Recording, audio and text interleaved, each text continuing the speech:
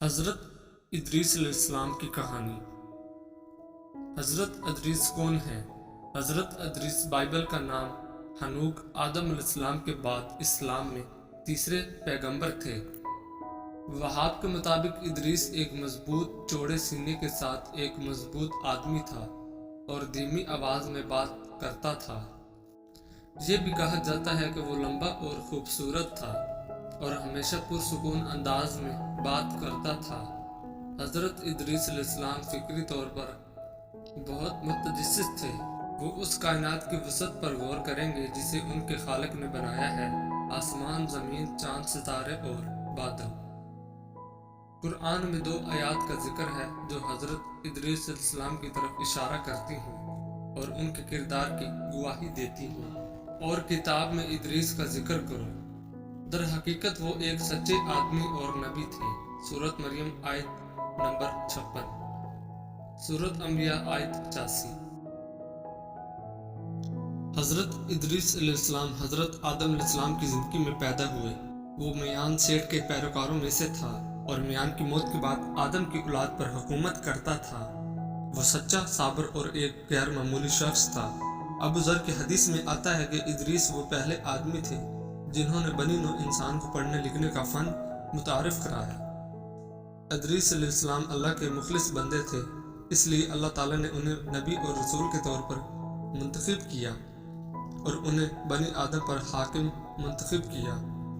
میان کی موت کے بعد جو چیز شروع ہوئی وہ یہ ہے کہ قابیل کے لوگ ہدایت سے محروم ہو گئے اور گناہ اور فساد تیزی سے بڑھنے اور پھیلنے لگے۔ ادریس علیہ السلام نے اپنے لوگوں کو شیطان کے زیر اثر ہوتے دیکھنا برداشت نہ کر سکے، چنانچہ اللہ تعالیٰ نے حضرت ادریس علیہ السلام کو ہدایت کی کہ وہ قابیل کے بدعنوان پیروکاروں کے خلاف جہاد، مقدس جنگ کی دعوت دے۔ اور جیسے کہ اللہ کے حکم سے ادریس نے آدمیوں کا لشکر اکٹھا کیا اور اللہ کے ناموں پر فاسقوں کے خلاف جنگ کی اور فتح حاصل کی۔ حضرت ادریس علیہ السلام کی ظالموں پر فتح۔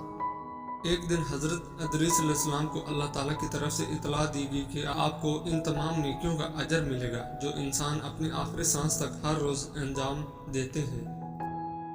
حضرت ادریس علیہ السلام اس خبر سے بہت خوش ہوئے اور اللہ تعالیٰ کے تمام نعمتوں کا بے حد شکر ادا کیا۔ لیکن ادریس کافی بوڑھا ہو چکا تھا اور زمین سے نکلنے کے لیے بالکل تیار نہیں تھا، جیسے کہ اچھائی پھیلانے کا لطف تھا۔ چنانچہ اس نے موت کے فرشتے سے بات کرنے کا فیصلہ کیا اور اس سے اپنی موت میں تاخیر کرنے کی التجا کی۔ فرشتے نے ادریس کی درخواست پر اتفاق کیا اور ادریس کے ساتھ مل کر موت کے فرشتے سے ملنے کا فیصلہ کیا۔ فرشتہ حضرت ادریس علیہ السلام کو اپنے پیروں پر لے کر چوتھے آسمان پر گیا اور موت کے فرشتے سے ملاقات کی۔ ادریس کے عزیز ساتھی نے موت کے فرشتے سے کہا، حضرت ادریس علیہ السلام جاننا چاہتے ہیں کہ کیا آپ ان کی عمر دراز کر سکتے ہیں؟ موت کا فرشتہ دنگ رہ گیا۔ اس نے جواب دیا، ادریس کہاں ہے؟ وہ میری پیٹھ پر ہے۔ فرشتے نے جواب دیا، موت کے فرشتے نے جواب دیا کہ کتنی حیرت کی بات ہے۔ مجھے بھیجا گیا اور کہا گیا کہ ادریس کی روح کو چوتھے آسمان پر چھوڑ دو۔ میں سوچتا رہا کہ جب وہ زمین پر تھا تو میں اسے چوتھے آسمان پر کیسے روک سکتا ہوں؟ سبحان اللہ، خدا کی شان ہے، اس نے اس انجام دیا۔ اور جیسا کہ رب نے موت کے فرشتے کو ہدایت کی، ادریس کی روح کو چوتھے آسمان پر اٹھا لیا گیا۔ حضرت ادریس علیہ السلام کے وفات کے بعد کرپشن پھر تیزی سے بڑھنے لگی۔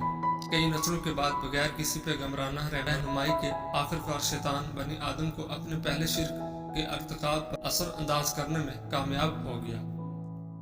حضرت ادریس علیہ السلام سے منسوب چند اقوال۔ مبارک ہے وہ جو اپنے اعمال کو دیکھے اور انہیں اپنے رب کے سامنے وکیل بنائے۔ اللہ کی نعمتوں کا شکر اس سے بہتر کوئی نہیں کر سکتا جو اسے دوسرے کے ساتھ بانٹتا ہے۔ لوگوں کے پاس جو کچھ ہے اس پر حسد نہ کرو، کیونکہ وہ اس سے تھوڑی دیر کے لیے لطف اندوز ہوں گے۔